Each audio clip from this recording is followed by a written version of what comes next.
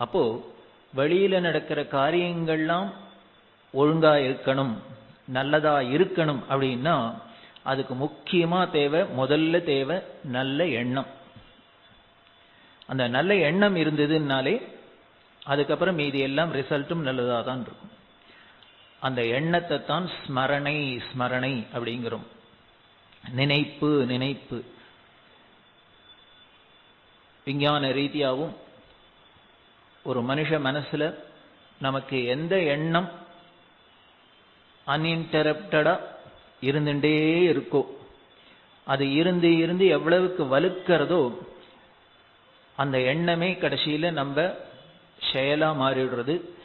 அதையும் மீறி அதுவாவே மாறிவிடுறது. எப்படி சார் ஒன்ன நினைச்சிருந்தா அதுவா மாறுமான்னு? ஒண்ணுமில்லை, ஒரு எக்ஸாம்பிளுக்கு சொல்றேன். ஒண்ணுமில்லை, ஒரு சினிமா ஸ்டாரோட ரசிகர் அப்படின்னா அவர் ஏதோ அவரோட படத்தை பார்த்தாரு, அவரை பிடிச்சிருந்தது, ரசிக்க ஆரம்பிச்சவர். அப்புறம் அதுலேயே அவரோட தீவிர ரசிகரா போய் அப்புறம் 4 வட்டத்துல என்ன ஆயிடுறதுன்னு அவரை மாதிரியே இவரும் வேஷம் போட்டுன்னு அப்படியே ஆயிடுறது.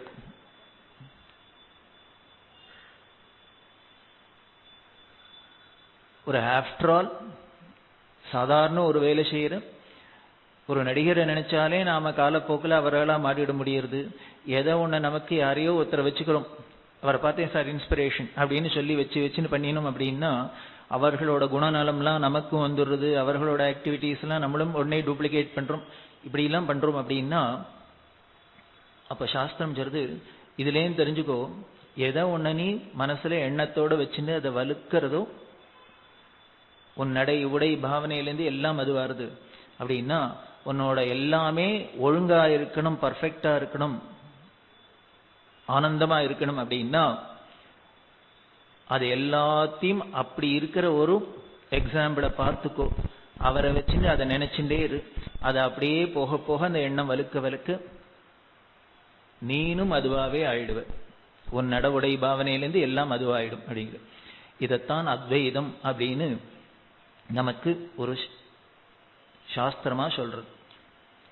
எதை ஒண்ணு நாம நினைச்சுட்டே இருக்கமோ காலப்போக்கில் அந்த எண்ணம் வலுக்க உடனே நேத்திக்கு நினைச்சேன் இன்னைக்கு ஆயிடுமா? ஆகாது. அது எவ்வளவு நாள் ஆகும்னு ப்ராசஸ் அந்தந்த நினைக்கிற மனசை பொறுத்தது, ரா மெட்டீரியலை பொறுத்தது. அப்படின்னா நாம நினைக்கிற எண்ணம் எவ்வளவு கரெக்டா இருக்கணும், எவ்வளவு உயர்ந்ததா இருக்கணும். அதனாலதான் நமக்கு சாஸ்திரம் சொல்றது என்றது எல்லாம் உயர்ந்ததாவே இருக்கட்டும் அப்படின்னு. அப்படி இருந்ததுனால் உன்னோட ஆக்ஷன் முழுக்களும் உயர்ந்ததாவே இருக்கும். இப்படி எல்லாரோட எண்ணமும் உயர்ந்ததா இருந்து எல்லா ஆக்ஷனும் உயர்ந்ததா இருந்தா அந்த லோகம் எப்படி தாழ்ந்ததா இருக்கும்?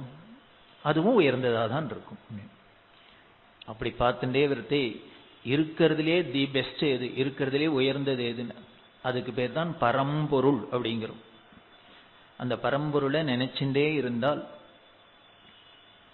அதோட குணாதிசயங்கள்லாம் நமக்கும் காலப்போக்கில் வருது. அப்படி ஆறது தான் சாயுஜ்யம். சாயுஜ்யம் அப்படின்னா அதுவாவே ஆறது அப்படின்னு சொல்றோம். இதைத்தான் அத்வைத சாஸ்திரம் சொல்றது. இதைத்தான் ஆதிசங்கர பகவத்பாதால் சொன்னார். அப்போ என்ற எதை நாம நினைக்கிறோமோ அதுலதான் விஷயமே இருக்கு. அப்படி நினைக்க வேண்டிய வஸ்து தான் பரம்பொருள், உயர்ந்ததான பரம்பொருள்னு சொல்றோம். அந்த பரம்பொருள் எப்படி சார் இருக்கும், அதை எப்படி நினைக்கிறது அப்படின்னு. அப்போ ஒரு ஆளை ஞாபகம் வச்சுக்கிறோம் அப்படின்னா அவர்கள் செஞ்ச காரியம் தான் நமக்கு முதல்ல ஞாபகம் வருது. ஒரு பெயரை சொன்னா உடனே அவரோட பர்சனாலிட்டி ஞாபகம் வருது. ஓ யாரு, ஓ ஒல்லியா உயரமா இருப்பாரு அவர் தானே அப்படின்னு உடனே அந்த ரூபம் நமக்கு முதல்ல வந்துடுறது. அதுக்கப்புறம் குறுக்கே நடிக்க போயின்னு இருப்பாரு அப்படின்னு ஏதோ அவரோட ஆக்ஷன்ல நமக்கு அடுத்தது மனசு போறது. இப்படி ஒரு ஆளை நினைப்பு வரத்தையே அவர்களோட உருவமும் அவர்களோட செயலும் தான் நமக்கு ஃபர்ஸ்ட் வருது. இதை திருப்பி திருப்பி நாம நினைச்சு பார்க்கறது தான் ஸ்மரணை. இந்த 6 நாள்ல பெரியவரோட விஷயங்கள் எல்லாம் பார்த்தோம், பல விஷயங்களை பார்த்தோம். இவர் இதை பண்ணினார், அதை பண்ணார், இங்க போனார், அங்க போனார், இப்படி இருந்தார், அப்படி இருந்து. இதெல்லாம் ஏன் நினைக்கிறோம் அப்படின்னார், அவரோட ஸ்மரணை வரணுங்கிறதுக்காக தான்.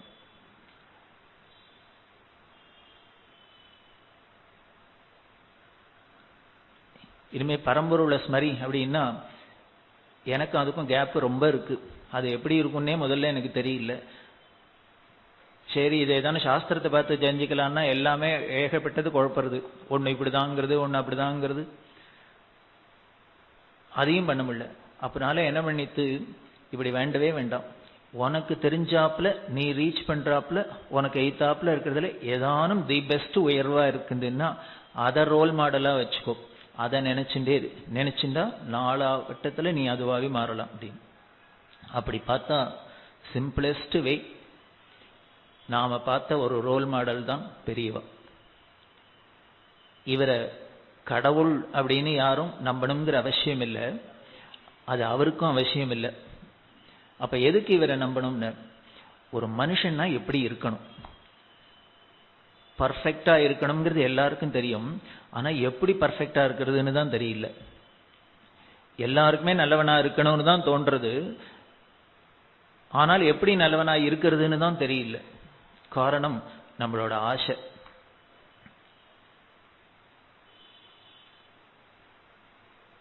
அந்த வகையில பார்த்தா ஒரு மனுஷன் எப்படி நல்லவனா இருக்க முடியும், எப்படி இருக்கணும் அப்படிங்கிறதுக்கு ரோல் மாடலா வாழ்ந்து காமிச்சதுதான் பெரியவரோட சரித்திரம். அதனாலதான் நாம் அதை பார்க்கிறோம் இல்லையா. அவர் எப்படி இருந்தா நமக்கு என்ன, எதுக்கு அதை பார்க்கணும், ஒருத்தரோட கதையை ஒருத்தரோட பழங்கதையை எதுக்கு பார்க்கணும் அப்படின்னு. அதை பார்க்கறதுனால நமக்கு ஏதான ஒரு மெசேஜ் உண்டா, அதுலேருந்து நமக்கு ஏதான ஒரு பயன் உண்டா அப்படின்னு தெரிஞ்சுக்கிறதுக்கு தான். அப்படி பார்த்த அந்த பெரியவரோட குணாதிசயங்கள், அன்பே அவரோட வடிவம் அப்படின்னு சொன்னோம், அறிவே அவரோட வடிவம் அப்படின்லாம் சொன்னோம்.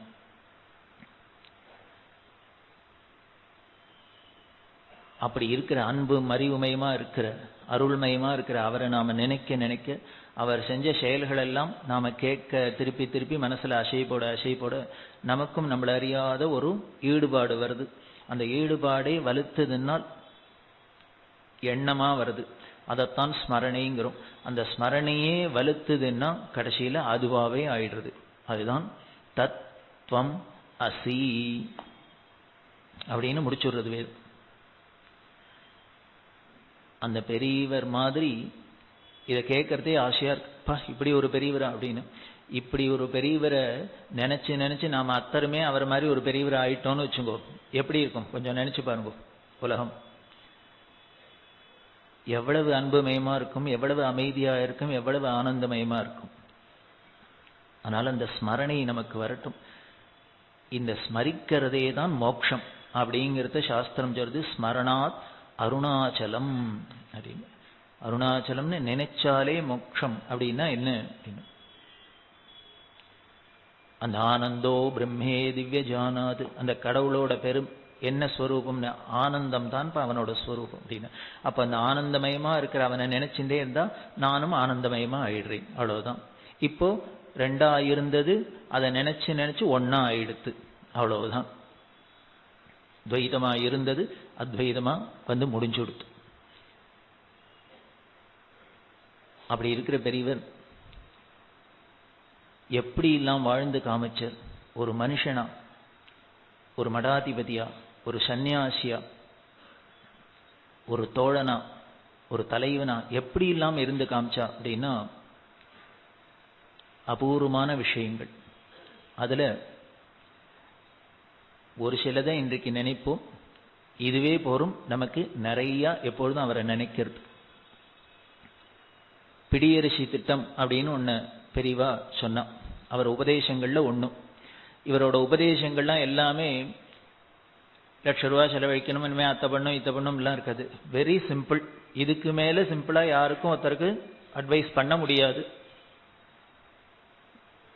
தானத்தில் சிறந்தது அன்னதானம். தானம் பண்றதுதான் மனுஷனுக்கு எதுக்கு ஐஸ்வர்யம் இருக்கு அப்படின்னு.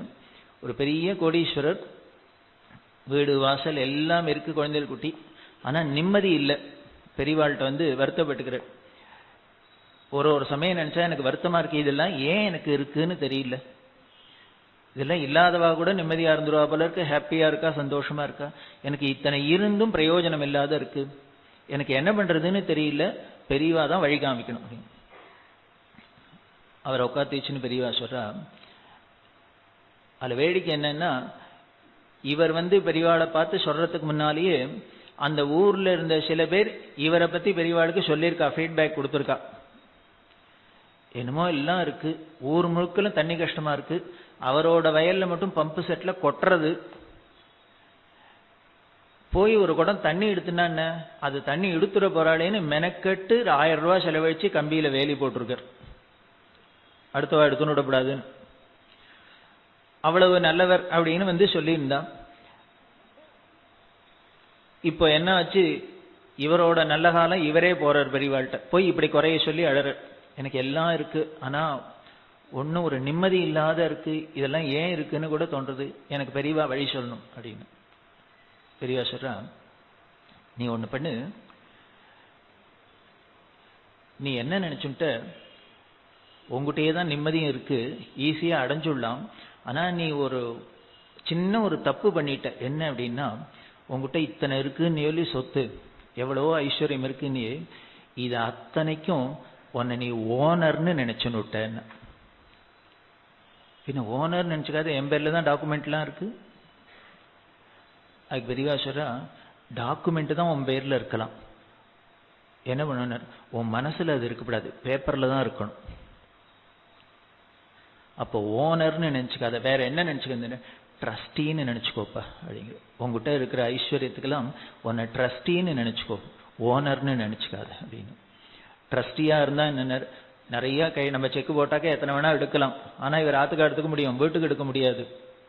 பொது காரியத்துக்கு தான் எடுக்க முடியும், நல்லதுக்கு தான் யூஸ் பண்ண முடியும், பொது காரியத்துக்கு தான் யூஸ் பண்ண முடியும்.